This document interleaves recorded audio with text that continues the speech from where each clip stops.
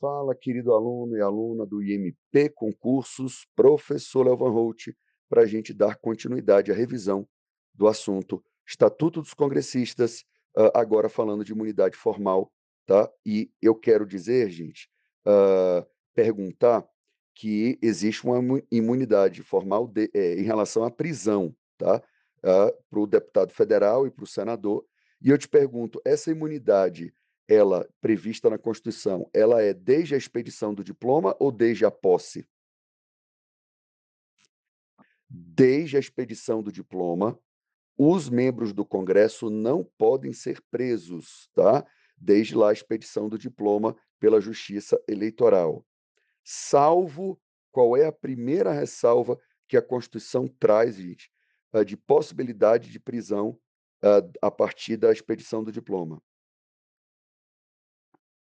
Salvo em flagrante de crime inafiançável, tá bom, gente? E, existe uma segunda exceção, e aí eu já quero te dizer, que é a prisão definitiva. O congressista, ele pode ser preso em razão de prisão criminal definitiva, tá? Que é quando já não cabe mais nenhum recurso, tá bom? E eu quero te perguntar outra coisa. O parlamentar ele pode ser preso por prisão de natureza civil pelo inadimplemento de pensão alimentícia? Não, desde a expedição do diploma, o congressista não pode ser preso por prisão de natureza civil, tá? E também as prisões criminais, temporárias ou preventivas, que são aquelas durante o processo, tá? Que são decretadas, elas não o parlamentar não se submete a esse tipo de prisão, tá bom, gente? Somente a prisão, definitiva, se o processo, finalizar, não cabe mais recurso, parlamentar pode ser preso sim, mas também flagrante de crime inafiançável.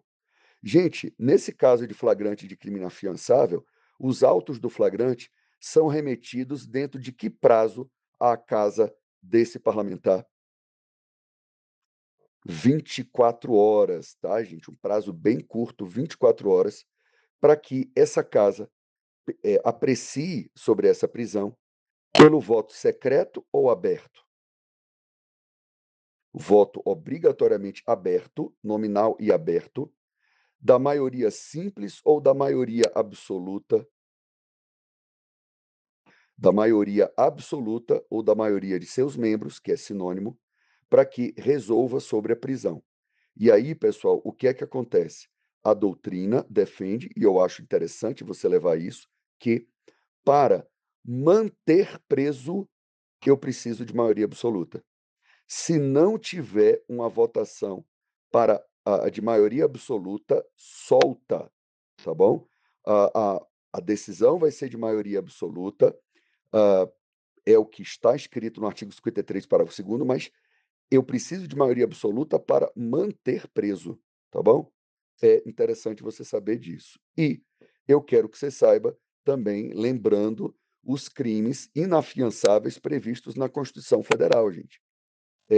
Racismo, crime hediondo, tráfico de drogas, tortura, terrorismo, ação de grupos armados civis ou militares contra a ordem constitucional e o Estado democrático, tudo previsto entre os incisos 42 e 44 do artigo 5º, tá?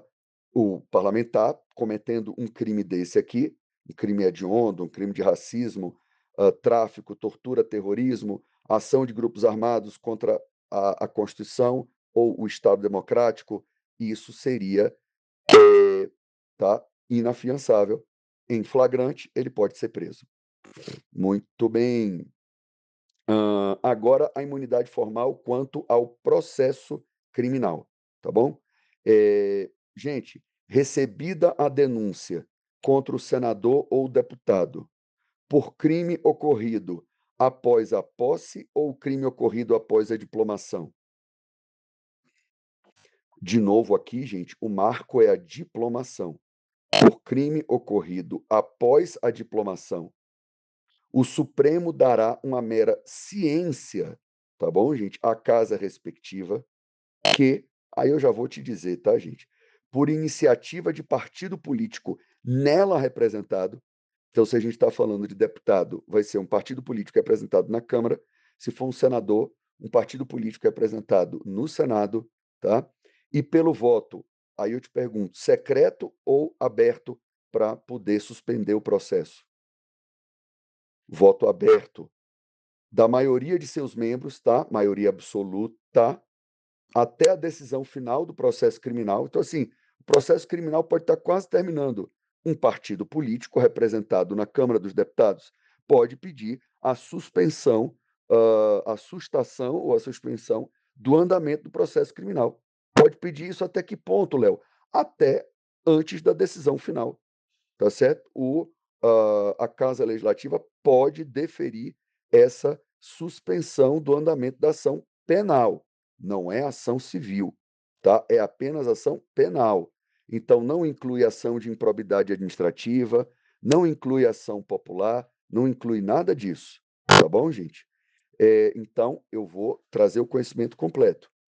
Recebida a denúncia contra senador ou deputado por crime ocorrido após a diplomação, o Supremo dará uma mera ciência à casa respectiva, que, por iniciativa de um partido político nela representado e pelo voto aberto da maioria de seus membros, a maioria absoluta, até a decisão final desse processo, né, isso pode ser deferido até a decisão final desse processo, poderá suspender o andamento da ação penal. Eu quero citar, gente, o caso recente do deputado delegado Ramagem, só para vocês lembrarem, porque foi um caso que aconteceu, tá?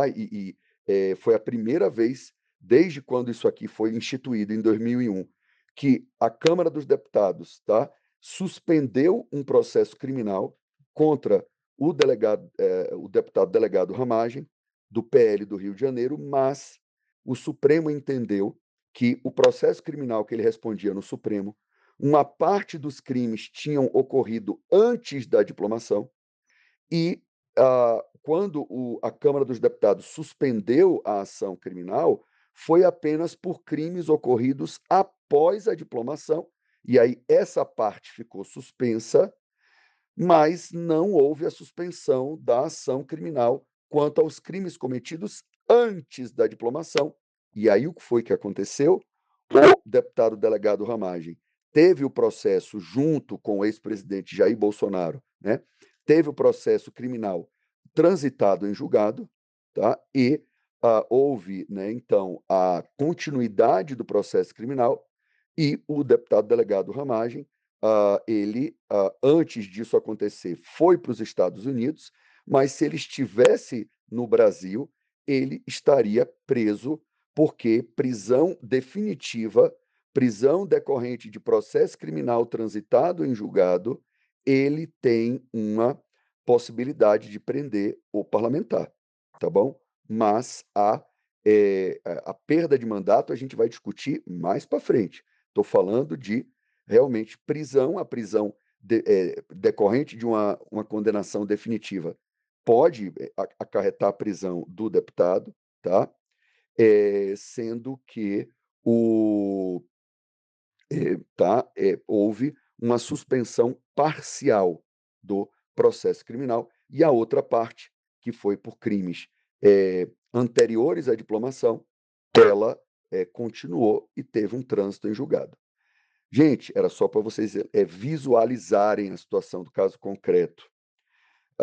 O pedido de sustação ele será apreciado pela casa respectiva em que prazo improrrogável, gente?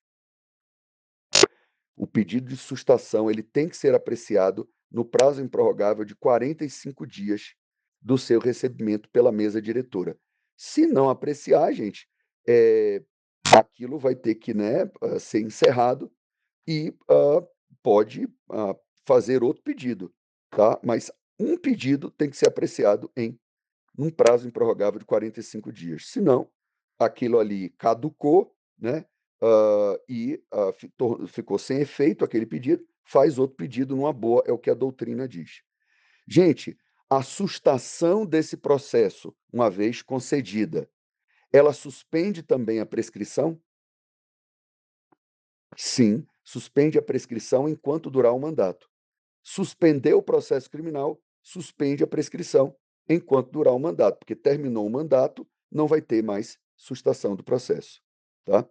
Muito bem, sobre imunidade formal quanto ao processo criminal já foi, gente. Vamos agora para o foro por prerrogativa de função, tá bom, gente? Aí eu te pergunto, os deputados e senadores, desde a posse ou desde a expedição do diploma, serão submetidos a julgamento perante o STF? Desde a expedição do diploma, gente, tá? E eu nem perguntei se era STF ou não, porque eu acho que isso já está internalizado pela grande maioria de vocês. É foro por prerrogativa de função no STF e é desde a expedição do diploma, tá vendo, gente? As imunidades formais desde a expedição do diploma, o foro por prerrogativa de função desde a expedição do diploma, tá bom? E aí eu te pergunto, a prerrogativa de foro abrange ações de natureza civil, ação popular, ação civil pública, improbidade administrativa, ação eleitoral que não seja um crime eleitoral? Não abrange, gente, tá? É apenas crime. Mas aí pode ser um crime eleitoral, pode ser o crime que for. Ele é submetido a julgamento perante o STF. Isso inclui inquérito policial e inclui o processo criminal propriamente dito. Beleza? Pessoal, agora eu vou te fazer uma pergunta. Segundo o Supremo, o foro por prerrogativa de função aplica-se apenas aos crimes cometidos durante o exercício do cargo ou relacionados às funções desempenhadas? Sim, o Supremo restringiu o foro por prerrogativa de função ao crime que tenha sido cometido no exercício do cargo e relacionado às funções desempenhadas, quer dizer, na verdade, durante, né? Durante o exercício do cargo e relacionadas às funções desempenhadas. Então, a pessoa tem que estar na constância ali, né, do exercício do cargo e o crime tem que ter relação com as funções desempenhadas, gente. Senão, não tem o foro por prerrogativa de função. E aí, o deputado federal, o senador, é julgado na primeira instância, tá? E isso tem sido aplicado pelo STJ, também para quaisquer outras autoridades com foro por prerrogativa de função. Ministro de Estado, governador, conselheiro de TCE, tá bom? Tem que ter relação com a sua função pública. Agora, gente, eu vou afirmar algo e você vai me dizer certo ou errado, tá?